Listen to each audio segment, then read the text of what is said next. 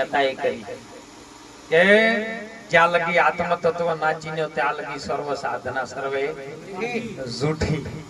બધું જોવતી આત્મા નો ગણો જોવતી બધી વાતો આપણે જે પણ હોમ કરો, હવન કરો, કથા કરો, કીર્તન કરો, પૂજન કરો, જપ કરો કે તપ કરો, વ્રત કરો કે તીરથ ફરો, પણ જ્યાં સુધી આત્મ તત્વની ઓળખાણ ન થાય તો સુધી બધેલું કરેલું ફોગટ ફોગટ ને ફોગટ. એટલે મીરાબાઈએ પણ એ જ વાત કરી કે આત્માને ઓળખ્યા વિના લક 84 નહીં મળે. બ્રહ્મણાયો બધી ભાગ્યા વિના તારા ભવના ફેરા જેવી લક 84. 84 એટલે શું? વાતો બધા કરે આપણે કે 84 84 84, પણ શું 84? પેલા ભુવા ધોણી 84 નહીં હો. કેમ કે અત્યારે તો 2 બાળકો હોય તો તમે ટ્યુશન નું નહીં પૂરું કરી કરતા, તમે 84 નું ખાતું કેવી રીતે પૂરું કરો? હે પણ તમારી પગની પોની થી મોડી અને ચોટી સુધી તમારા આ ઓગળનું માપ લ્યો ને એટલે પોત પોતાના હાથના 84 ઓગળ થાય. તમારે માપવા માપી લો. હાલે 3.5 હાથની કાયા છે અને હાથ વેચ્યો છે. આ જો 84 આપણે ના મટાડે ને એ ગુરુ મહારાજ ઈર્યું મટાડે છે કે આ દેહ તું નથી, આ 84 છે. જો તું કદાચ આ માપ કાઢી લે અને કદાચ આત્માની ઓળખાણ ન થાય તો આવી 84 તારે કેટલી જતી રહ્યા. 84 નો ભેદ છે ટળાયો. ઈ 84 આપણને આત્માની ઓળખાણ થયા પછી દેહ હું નથી. તારાથી દેહ કરો પણ દેહ તું નથી નહીં. આવો ભાવ અંદર થી જાગે અને ભાવ જાગે ને એટલે સંતુન કેવું પડ્યું તમે ભાવે ભજી લ્યો ભગવાન, જીવન હવે થોડું રહ્યું. બાળપણ ને જવાની માળ ધૂરે ગયો, એ નથી ભક્તિ ના માર્ગમાં પગલું ભર્યું. એ હવે બાકી છે એમાં જો ધ્યાન, જીવન થોડું રહ્યું. આપણને એમ લાગે કે 30 વર્ષ થઈ ગયા, 40 વર્ષ થઈ ગયા, 50 વર્ષ થઈ ગયા, હજી બચ્ચા તો એ બધી વાતો ખોટી છે. ખબર નહીં પલકી ઓર કરે છે કલકી બાદ, જમ ઉપર જીવ ઉપર જમડા ફરે છે જેમ તેતર ઉપર. કાળનું ચક્ર બાદ એટલે કાળ છે અને એ ઉપર ફરી રહ્યું છે. આ તો આપણે બધા પેલું કૃષ્ણ સુદર્શન ની વાત કરે કે ઈ ચક્કર ફરે છે. કાળનું ચક્કર છે ને પરમાત્માનું છે અને ઈ ફરી રહ્યું છે બધાના ઉપર. જ્યાં સુધી જીવ દશામાં થયો છો ત્યાં સુધી કાળના ચક્કરમાં જાઓ, પણ જીવ દશાથી મુક્ત થઈને જ્યારે શિવ દશા પ્રાપ્ત થઈ જાય ને તો સમજો કાળે તમારું કોઈ કરી શકતો નથી. અને એટલે સવારામ બાપા પીપળીનો વલિયા પુરુષ બોલ્યો સાહેબ કે તમે ભજન ના રે ભરોસે રેજો, એ અંતે એ નરવો પસે અમર બીજક જેને હાથમાં આયો, અને કાળ કેમ કરીએ ને લોપસે રે. તમે ભજન ના રે ભરોસે રેજો. હવે ભજન ના ભરોસે સવારામ બાપાએ કીધું છે તો આપણે તના ભરોસે બેહી રહ્યા છે. બોલો હે આપણો સનાતન ધર્મના નાથ સંપ્રદાયની અંદર ગુરુ ગોરખનાથે કીધું કે તમે બોલતા પુરુષને દાવો તો મટી જાય બધો દાવો. આ કાયામાં તપાસ કરી લેજો. બેઠેલો છે મોય એક જોગી બાવો. ઈ બાવાની તમે ખોજ કરો તો પ્રગટ થઈ જાય આ દાવો. તમે બોલતા પુરુષને નહીતર બેઠા છો બોલીને ઉપલા ન કે આવો કૂતેલા કોઈ જાગીને મેં કિનકો લાગુ પાવો. બોલતો એટલે શું? જેને સદગુરુ મહારાજ ની શાન મળી છે, જેને સ્વરૂપ નું જ્ઞાન થયું છે ને ઈ બોલતો છે. અને જેને સ્વરૂપ નું જ્ઞાન નથી થયું ને એને ઈ બોલતો નથી. એને દાવવા જાહો તો દૂધે નહીં આવે ને હમી દશા ને દિશા બે બગડી જાય. જેને સ્વરૂપ નું જ્ઞાન થયું, ગુરુ મહારાજના ચરણમાં જેને વાતને સ્વીકારી છે અને વાતને જોણી છે ને એને તમે એને દર્શન કરો તો કોક મેળ પડશે. નહીતર આવી વાતમાં જન્મારો અનેક જતો રહ્યો અસંખ્ય જીવો ધારણ કરતા કરતા કરતા કરતા અનેક માયાનું દૂત ધાવણ ધાઈ ધાઈના જીવ આવ્યો છે અને કેવલ શેટા છેલ્લા ફેરામાં મોણસનો અવતાર મળ્યો. મોણસ આ વાતને સમજી જાય ને તો પશુ કી બનિયા બની જાય. નરનો પૂછના હોય, નર જો ઉત્તમ કરણી કરન તો નરનો નારાયણ. એ રોમ જેવા ભગવાન આ ધરતી ઉપર આયા, કૌશલ્યના કુખે જેને જન્મ લીધો અને એવું કર્મ કર્યું સદગુરુ વશિષ્ઠ ગુની જે વાતને સમજી અને જેમને લીલા કરી કર્મ રહિત અકર્તાની ભૂમિકામાં, જેને સાક્ષી સ્વરૂપ ભાવમાં, જેને સર્વ ધર્મને એક માની અને એક મોર્યા ગુરુના વચનમાં અને પછી કર્મ ચાલુ કર્યું એટલે ઈર્યા નર્મથી નારાયણ બની ગયા. આપણે એને ભગવાન રામ કહીએ પણ એ લિમિટ પૂરતા રામ હતા. કેમ કે જનેતાના કુખેથી આવ્યો આવે એવો છે નહીં.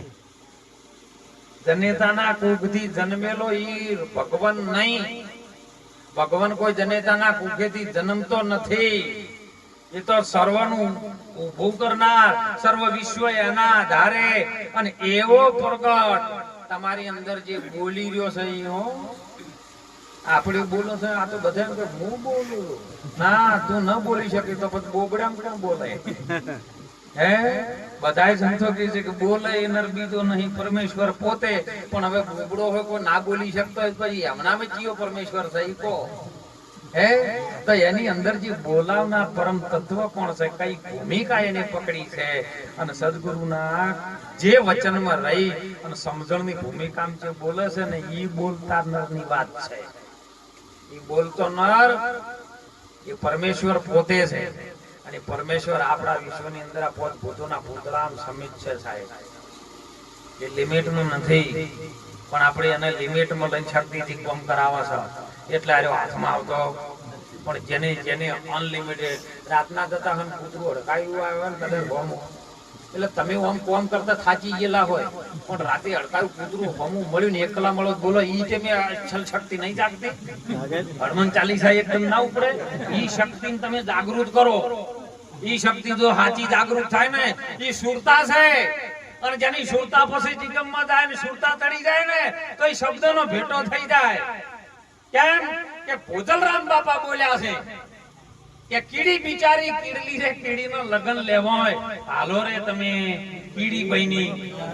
હવે કીડીબાઈની જોન જાતી હતી એની સાધન કેવડું કર્યું હકો? અત્યારે તો સાધનો આપણો મોયમાં લગન હવે થતા તો પેલી પાર્કિંગ ની સુવિધા કરવી પડે છે. એક ઘરમાંથી પોસ બાઈક પોસ ગાડીઓ હમે હોય સમજે કે કોઈનું ખેતર એક તો ખાલી પાર્કિંગ માં રાખવું પડશે. પણ આ તો કીડીબાઈ ની જોન છે તો એમાં સાધન કેવડું કર્યું છે બોલો? તોય સંતોએ કીધું કે હાલો તમે કીડીબાઈ ની. હવે કીડીબાઈ છે સુરતા છે, એના લગન ચો લઈ જવાના છે સદગુરુ મહારાજ ના દેશમાં અને શબ્દ સાથે એ વચન સાથે ગુરુ મહારાજ લગન કરાવવા માટે કીડી એટલે સુરતાને લઈ જાય કે પણ એના ઓહે બે ડાઢિયા કૂતરા છે કામ ના ક્રોધ એટલે એને હોમાં ગોમમાં રખડતા થઈ જાય. પણ એમાં ઈર્ષ્યા ને વર્તી તમારી છે ને એ બહાર રખડવા માટે મેલી છે. ગુરુ મહારાજે કીધું બિલાડી મોકલી ગોમમાં નોતરવા. ગોમાં મળ્યા બે ડાઢિયા કૂતરા અને બિલાડીના કરડ્યા બે. હવે જે બિલાડી છે ને વર્તી છે અને ડાઢિયા કૂતરા છે ને એ સાહેબ તમારું ભજન ન કરવાય.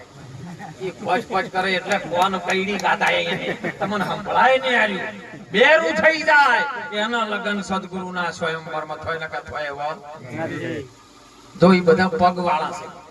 ચીડી પગવાળી, મૈનાડીએ પગવાળી, કૂતરાય પગવાળા, ઉંદેડો હાલ્યો કે રીહમણ બેઠો દરિયાની પેટ ડેડકો બેઠો બેઠો કે ડેડકો પગવાળો ને પેલો ઉંદેડો પગવાળો.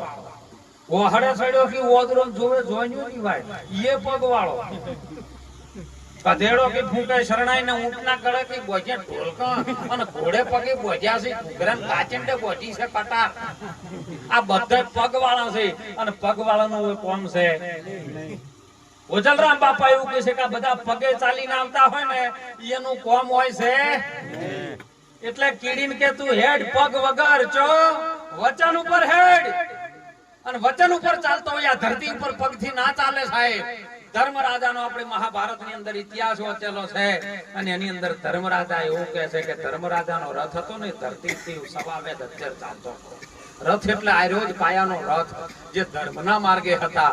બધું થઈ જાય પણ કદી જૂઠું ન બોલવું, કોઈનું ખોટું ન કરવું, ભયનું પડાઈ ન લેવું, નીતિ બહારનું ન લેવું અને યુદ્ધ કરવું તો ધર્મથી કરવું. આવી નીતિ ને ધર્મ જેનામ ભરેલું હતું ને વચન ઉપર ચાલે, ધરતી ઉપર ના ચાલે. એટલે આ કાયારૂપી રથ 10-14 ઇન્દ્રિયોનો બનેલો અને એનો સારથી ભગવાન કૃષ્ણ મળી જાય ને તો આ રથ સાહેબ વેલે વેલે મહાસાગરમાંથી પાર ઉતરી જાય એવી વાત છે.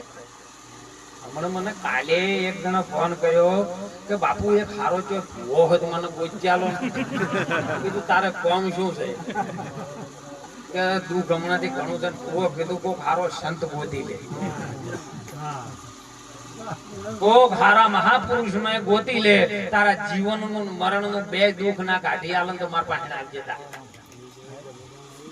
અને એટલે મહાપુરુષો આ વાતમાંથી જગાડી છે સાહેબ કે આ શબ્દ ને સુરતા ને જ્યાં લગ્ન ના થયો ત્યાં સુધી આ બધું કુંવારું ને એટલે મહાપુરુષે કીધું કાયા બંગલો હે મોય જબર રચો છે અને વસ્તુ એમાં પેલી કઈ ઘડી યારે કાયામાં એક કુંવારી કન્યા અંતે આદિ નહીં વરી એ કન્યાનો તમે વર ગોતો લગ્ન કરીને મને આલો રે એ કાયા બંગલો જબરચો.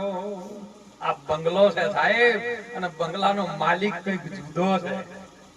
બંગલો એ તમે નહીં પણ બંગલામાં રહેવા વાળા તમે ઘર ધણી છો, માલિક છો. એ માલિક ની ઓળખાણ કરી લો. આ કાયાનો બંગલો કીધો, કોઈને ઝૂંપડી કીધી, કોઈને મઢોલી કીધી હે. અને એ વાત સમજવા માટે આપણને આવો અવસર નહીં મળે.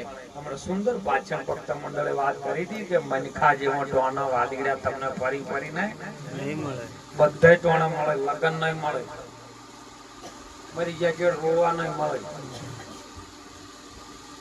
પણ જે મનુષ્યનું ટોણું છે ને એ વારંવાર મળતું નથી. ઈ ટોણું આવ્યું છે ને એને જો તમે દીપાવી લો ને તો ફેર આવ્યો અવસર તમને વારંવાર પરમાત્મા આલેખા નિભાવી જોણે છે અને ફેર આવે. ઘણા કહે છે કે ફેર નહીં મળે પણ શાનું મનુષ્યનું ટોણું. અને એટલે સંતોએ કીધું કંઈક માણસ ને કંઈક મને ખડા અને કંઈક દોઢા ને કંઈક ઢોર, કંઈક દરબારની ડેલી ઉપર સિંહાસને શોભતા અને કંઈક સાહેબના. તમે જો ભગવાનના નામનું ભજન ન કર્યું, ભાઈ ભાઈઓમાં હેત ન રાખ્યો ને પ્રેમ ન રાખ્યો ને તો સમજો કે આપણે પરમાત્માના ચોર છે. અને ચોર ના થવું હોય તો મહાપુરુષો સંતો કહે છે કે તમે ગુરુનું શરણું સ્વીકારી અને ભગવાનનું ભજન કરી લો, બીજું કોઈ કરવાનું નથી. ભજન થકી તરવાનું એક નાવડું છે. જો આ નાવડામાં ભજન થઈ જાય, સદગુરુ મહારાજ નું વચન સેવાઈ જાય અને ગુરુ મહારાજ જો આપણને વાલા થઈ જાય ને તો ગુરુની દ્રષ્ટિ આપણા ઉપર પડે, આપણને કાળ કશું કરી શકે નહીં. મોટામાં મોટું જો આ જીવનની અંદર મનુષ્યને દુઃખ હોય ને તો મહારાજ જન્મવાનું મરવાનું દુઃખ છે, બીજું કોઈ છે. જન્મવાનું મરવાનું દુઃખ કોઈ ડોક્ટરે ના મટાડે, કોઈ પંડિત ન મટાડી શકે, કોઈ સંન્યાસી ન મટાડી શકે, કોઈ હું તો કહું મહંત કે મહામંડળેશ્વરે ન મટાડી શકે. તમારો સદગુરુ જયારે આત્મા જાગૃત થાય, અંદર ભૂમિકામાં જે આત્મ તત્વ પડ્યું છે એ જાગૃત થઈ જાય ને તો આપમેળે જન્મવાનું મરવાનું મટી જાય. કારણ બહુ જગતથી બીક છે નહીં. આ તો કોક મહારાજની કથા ચાલતી હતી